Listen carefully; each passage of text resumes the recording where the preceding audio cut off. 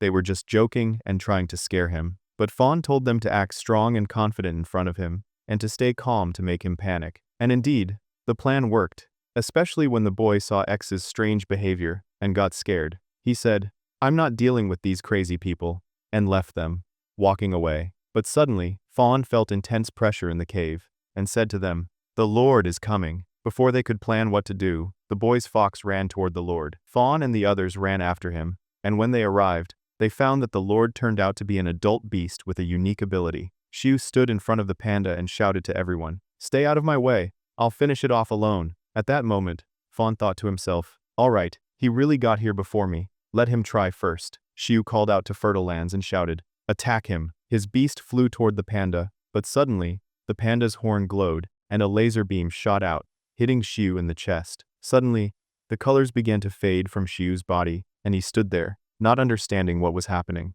And here ends the first part. Don't forget to like, share, subscribe to the channel, and hit the bell icon to receive the rest of the parts. I wish you a nice day.